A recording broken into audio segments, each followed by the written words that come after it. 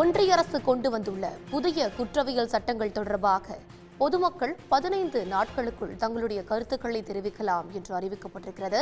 இது பற்றிய கூடுதல் தகவல்களை வழங்குவதற்காக நம்முடைய செய்தியாளர் கண்ணன் இணைகிறார். கண்ணன், விரிவான தகவல் பதிவு செய்யுங்க.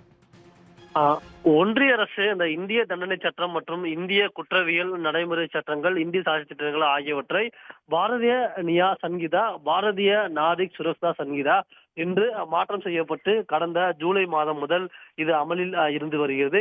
இந்நிலையில் இந்த சட்டம் தொடர்பாகவும் இயற்றும் போதும் தமிழ்நாடு முதலமைச்சர் மு.க.ஸ்டாலின் தன்னுடைய கடுமையான ஒரு கருத்துக்களும் தெரிவித்திருந்தார். அனைத்து தரப்பினரும் இது தொடர்பான கருத்துக்களை கேட்டு இயற்ற வேண்டும் என்று தெரிவித்திருந்தார். இதனைத் தொடர்ந்து இந்த சட்டம் தொடர்பாக ஆராய்ந்து பல்வேறு திருத்தங்கள், என்னென்ன திருத்தங்கள் செய்ய வேண்டும் என்பது தொடர்பாக அரசுக்கு பரிந்துரை செய்திட ஓய்வு பெற்ற உயர்நீதிமன்ற நீதிபதி சத்யநாராயணா தலைமையில் ஒரு நபர் குழுவையும் அமைத்து முதலமைச்சர் மு.க.ஸ்டாலின் உத்தரவிட்டார். இந்த குழுவானது புதிய சட்டங்கள் மற்றும் தெளிவாக ஆராய்ந்து வழக்கறிஞர் உள்ளிட்ட பல்வேறு தரப்பினரின் கருத்துக்களை கேட்டு என்ன திருத்தங்களை கொண்டு வரலாம் என்று அரசுக்கு அறிக்கை அளிக்கும் என்று தெரிவித்துள்ளது.